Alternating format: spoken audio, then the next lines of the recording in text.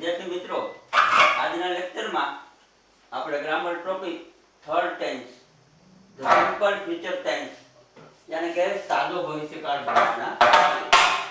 આગળના લેક્ચરમાં સાદો વર્તમાનકાળ અને સાદો ભૂતકાળ બે ટેન્સનો અભ્યાસ કર્યો. હવે પછી third tense, the simple future tense. વિદ્યાર્થી મિત્રો, પહેલા બે કાળની જેમ ત્રીજો કાળ પણ ગ્રામરની અંદર ખૂબ જ અગત્યનો છે. ઇંગ્લિશ શીખવા માટે ફ્યુચર ટેન્સ ઇમ્પોર્ટન્ટ ટેન્સ છે. બીકોઝ ઓફ ફ્યુચરમાં બનતી ઘટનાઓને દર્શાવવા માટે સિમ્પલ ફ્યુચર ટેન્સ વપરાય છે. તો વિદ્યાર્થી મિત્રો, એની ડેફિનેશન પણ કંઈક આવી છે કે જો કોઈ ક્રિયા ભવિષ્યમાં થશે તે દર્શાવવા માટે ભવિષ્યકાળ વપરાય છે.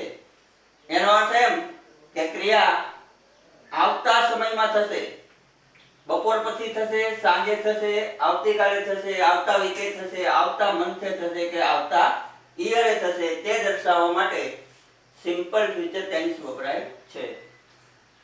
તો વિદ્યાર્થી મિત્રો, આગળના બંને કાળની જેમ સિમ્પલ ફ્યુચર ટેન્સનું પણ સ્ટ્રક્ચર બને છે. સ્ટ્રક્ચર એટલે કે માળખું, યાની કે વાક્ય રચના. એમાં પ્રથમ આવે સબ્જેક્ટ પ્લસ શેર અથવા વિલ. વિદ્યાર્થી મિત્રો, શેર અને વિલ બંનેનો પ્રયોગ એક સાથે નહીં થાય.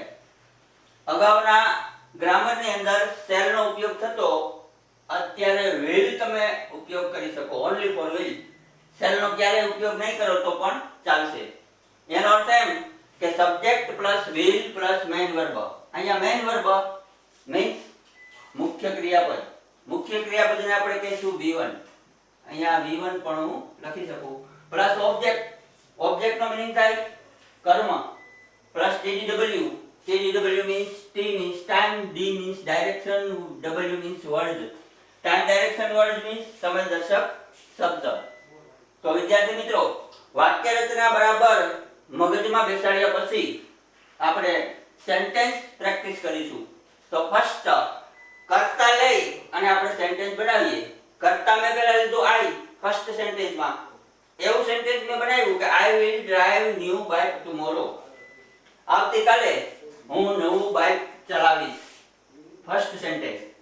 અહીંયા ધ્યાન આપો વિદ્યાર્થી મિત્રો, I કર્તા છે, will ટુ બી નું રૂપ છે. શેલ અથવા will એની જગ્યાએ ઓન્લી ફોર will નો મેં પ્રયોગ કર્યો. ડ્રાઈવ મેઇન વર્બ છે યાની કે V1. ન્યુ બાઇક ઓબ્જેક્ટ છે, કર્મ, એન્ડ ટુમોરો કારદર્શક શબ્દ છે. એટલા માટે પ્રથમ સેન્ટેન્સ બનશે I will drive new bike tomorrow. And then next sentence subject change કરીશું. I ની જગ્યાએ we.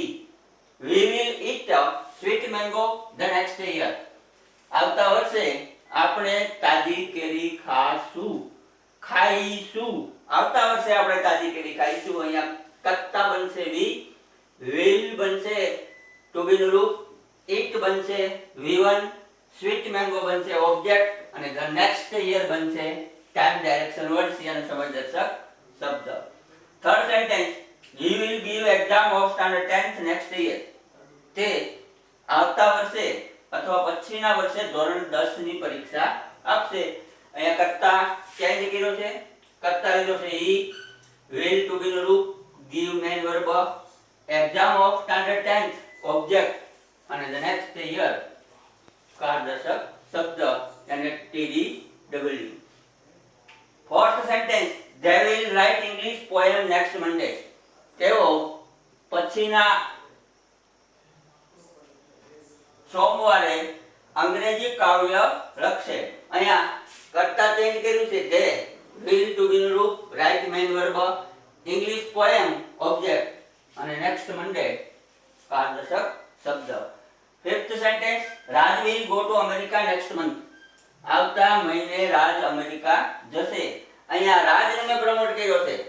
એ he નું મેન નામ રાજ, રાજનું પ્રોનાઉન he ને ચેન્જ કરીને રાજ લીધું મેન નામ. તો રાજ will go to America next month. અહીંયા will ટુ બી નું રૂપ, go main verb, to America object and next month time direction word. વિદ્યાર્થી મિત્રો, ટાઈમ ડાયરેક્શન વર્ડ યાને કારદર્શક શબ્દો ખાસ યાદ રાખવા ઘટે.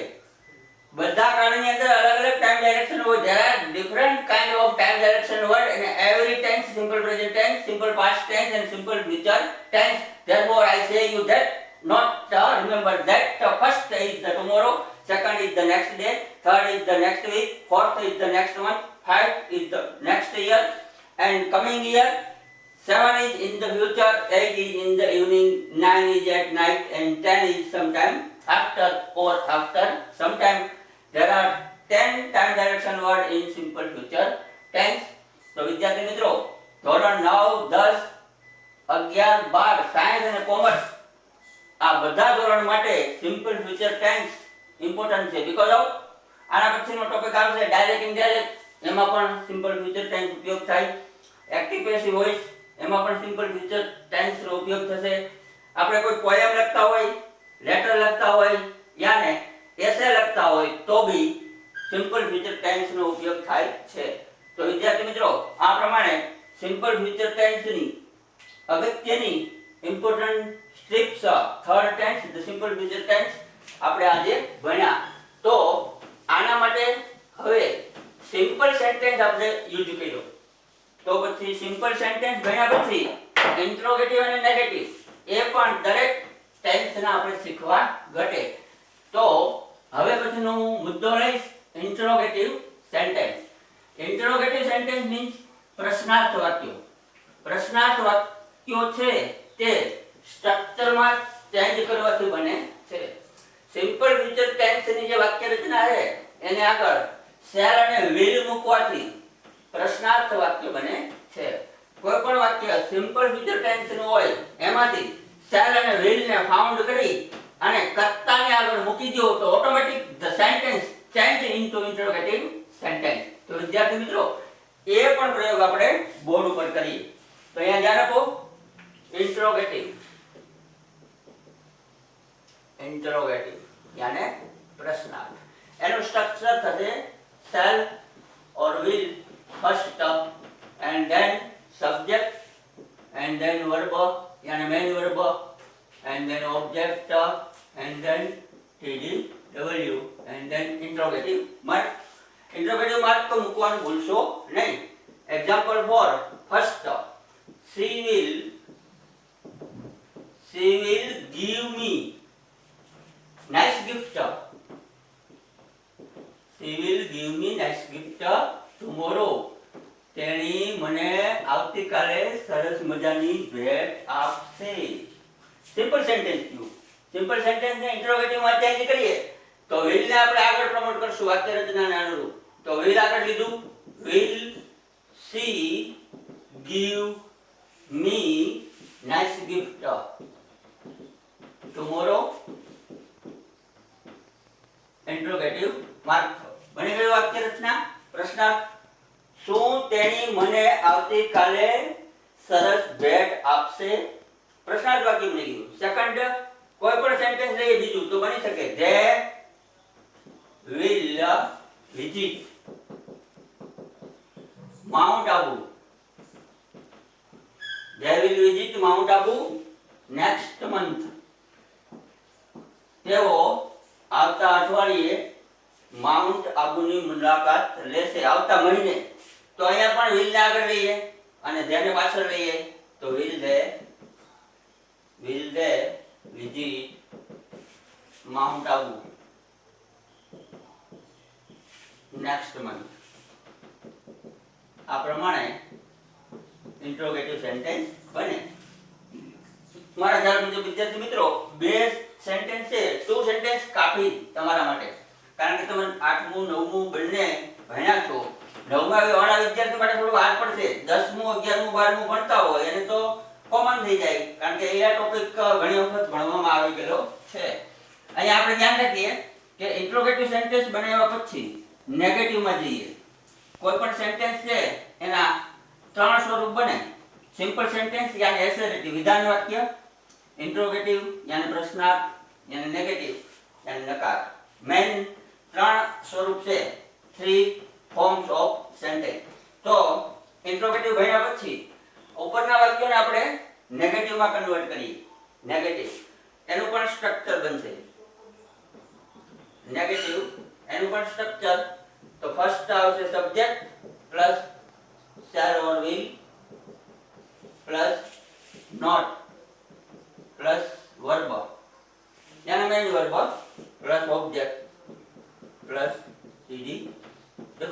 અહીંયા કોમન છે. ફર્સ્ટ છે will અથવા shall ની પાછળ નોટ મૂકી દો તો પણ નેગેટિવ સેન્ટેન્સ બને. તો હું એ પ્રમાણે જ કરીશ. ધ્યાન આપજો બરાબર. First sentence she will not મૂકી દીધું. give me,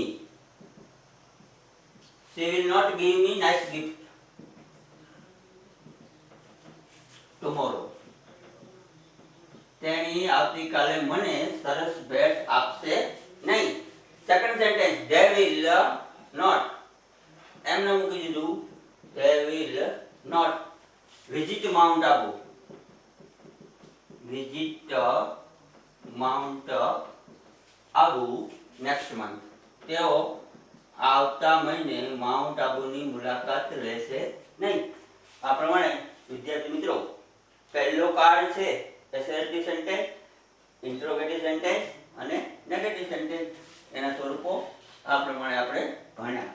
તો વિદ્યાર્થી મિત્રો આ કાર્ડ ભણ્યા પછી થોડું એવું HW આપું હોમવર્ક.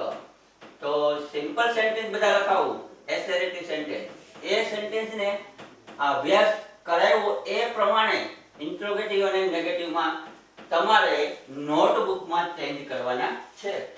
અને આવતા લેક્ચરમાં યા આવતા પીરિયડમાં હું ચેક કરીશ કે તમે બરાબર એનો અભ્યાસ કરેલો છે કે નહીં. જો વિદ્યાર્થી મિત્રો આનો પ્રેક્ટિસ નહીં કરો તો I will give you 100% you not learn a simple future tense. તો સિમ્પલ ફ્યુચર ટેન્સ ને સમજવા માટે પ્રેક્ટિસ મહત્વની છે. એમાં HW આપું.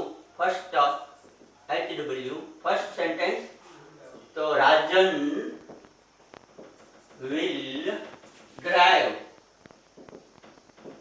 new car tomorrow. રાજન આવતીકાલે નવી કાર ચલાવશે.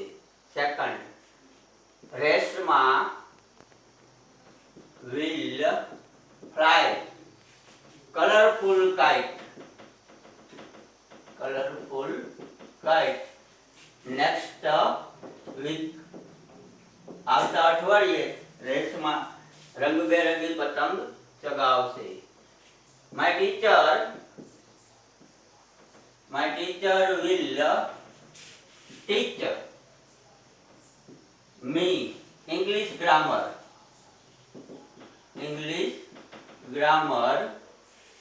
next week. આવતા અઠવાડિયે મારા શિક્ષક મને અંગ્રેજી ગ્રામર શીખવશે. Number 4 he will drink cold milk afternoon. બપોર પછી તે ઠંડુ દૂધ પીશે. And number 5 last sentence children will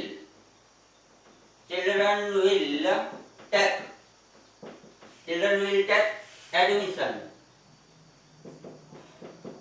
in Takshashila.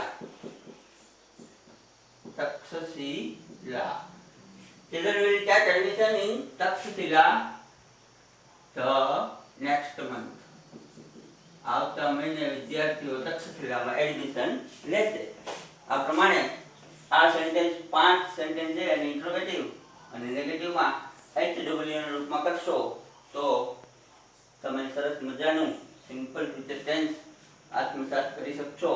અને આગલા સ્ટાન્ડર્ડમાં 10મામાં 11મામાં 11 12 સાયન્સ કોમર્સ બંનેમાં તમે સારી એવું અંગ્રેજીનું નોલેજ પ્રાપ્ત કરી ઇંગ્લિશ સબ્જેક્ટને તમે સારી રીતે આત્મસાત કરી શકશો અને ભય વગર અંગ્રેજીનું પેપર પણ સારી રીતે લખી શકશો.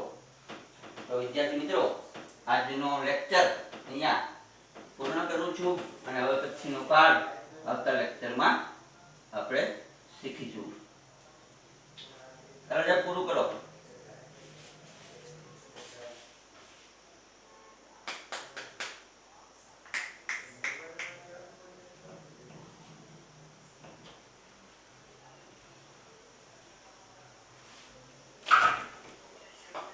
Mm-hmm.